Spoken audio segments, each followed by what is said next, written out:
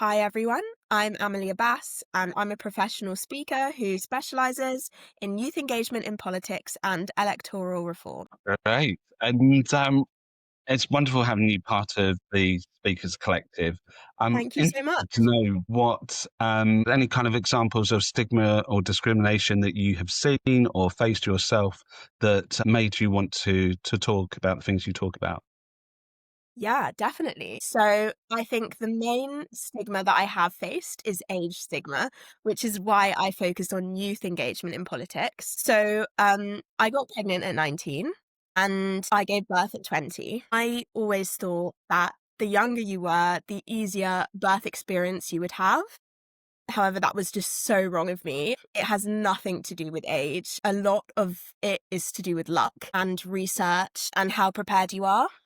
So I gave birth and it was just a very, very difficult birth experience. It was a life-threatening experience, but luckily I'm okay now. My birth experience made me realize, I mean, I could go into my birth experience for like hours, but let's just keep it short. It made me realize just how little young people are kind of taught to advocate for themselves. I was not able to advocate for myself during my birth experience. I wasn't even encouraged to advocate for myself. And I just thought young people need a space to be able to advocate for themselves on a national and local stage. And that's why what led me into youth engagement in politics. I mean, quite a intensely powerful story, not your usual. But yeah, that is what it was. Involved with lots of different organizations. And then I thought, because of my background in music, there was this kind of element of performance that I had, and everyone was always kind of complimenting me on like how well I came across speaking. So I thought, why don't I speak about this as well? Why don't I put myself on that stage as a young woman of color? I thought it was like quite a lot of people say when I tell them I'm a professional speaker, they get very surprised because it's not the normal route for a young woman of color to take these days, which I find I find awesome. I'm able to be that kind of voice for young people. So yeah, that is why I do what I do, because I believe that youth engagement in politics should be at the forefront of the discussion. I want to make the discussion national.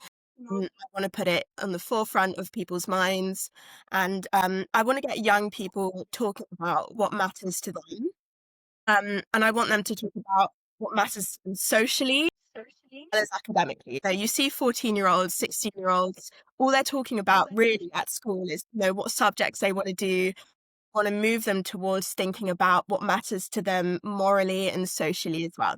The Speakers Collective, we're all about community and working together and collaborating. What's what's community important to you in the work that you do and being part of the Speakers Collective?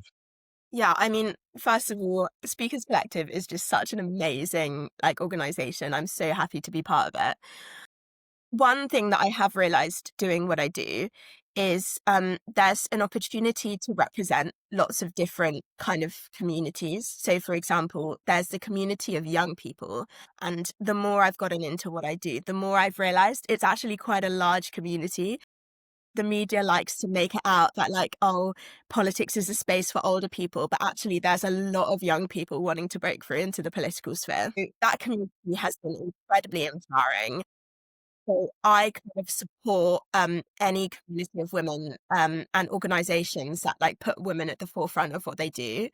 And I think my third community um, is the Black minority, global majority ethnic community, which again has been, I think that community for me has been one of the most empowering because you do see quite a few women in media.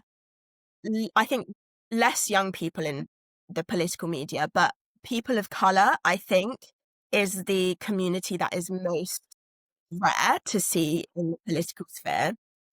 So really, when a person of color is given that space to kind of speak, not only is a huge honor, but it's like a representation of, trying to do right by, the my 3 main communities. I've got my local community, which is Woking, and I've got my, party community, political party community. But yeah, I think that within this space, which is the political space, there is so much opportunity to like get involved. I had no idea when it was a small niche thing, but it's absolutely humongous. It's just that these spaces and organizations, they're not getting, the airtime that they deserve. So I think that's what it's all about. I think it's about pushing these things forward into the mainstream media and really giving them, that airtime that they deserve, starting that conversation. So yeah.